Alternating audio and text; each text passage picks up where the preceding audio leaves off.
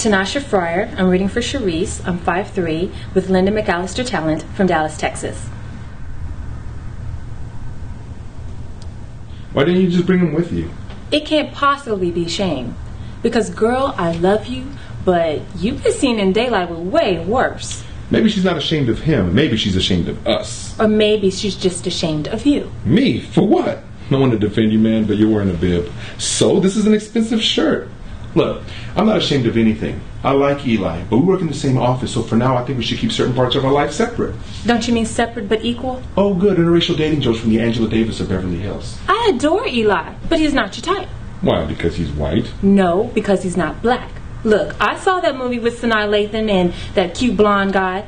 He was all perfect and fertilizing her garden. But come on, if Blair Underwood comes knocking, you make it work. Eli isn't perfect, but his lack of Blair Underwoodness has nothing to do with it.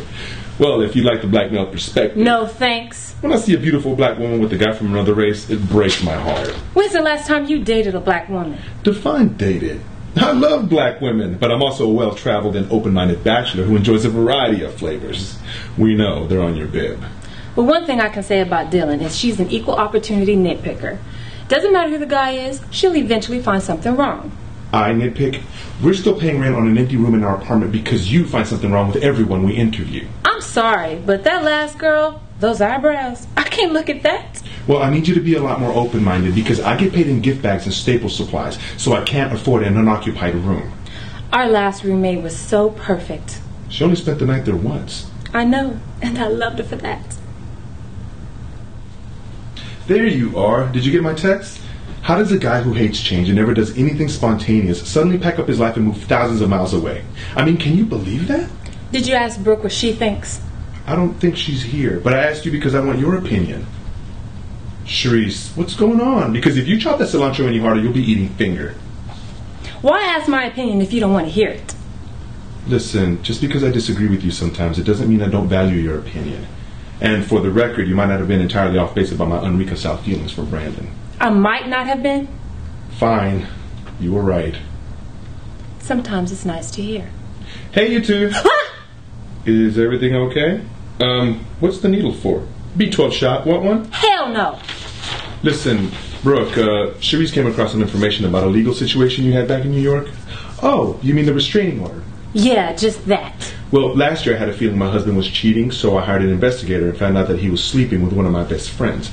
Not long after that, someone got a hold of a sex tape featuring the two of them and emailed it to all their professional and personal contacts.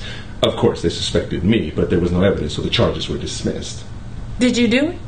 Oh, yeah, definitely. And I'd do it again in a second. I don't like her. In fact, you know who she reminds me of? Remember Angelina Jolie's character in that movie about the insane asylum? How she was all cool at first, but by the end, she was chasing Winona Ryder through the basement with a hypodermic needle? Yes, and thanks for reminding me to cancel Netflix. We have come for your chunky monkey. I invited Ryan up here, not you. Oh, know what else I don't like about Miss Angelina 2.0? Who? Our new roommate. Cherise thinks she might be a movie villain from the 90s. In my experience, black girls with white girl names have all kind of tragic issues. It's never a good look. Dylan's a black girl named Dylan. You said it, not me. Well, I like Brooke, and she put down 6 months rent up front, so correction, I love Brooke. If that love gets physical, can I videotape it? Mike, get out. You've been really testy lately.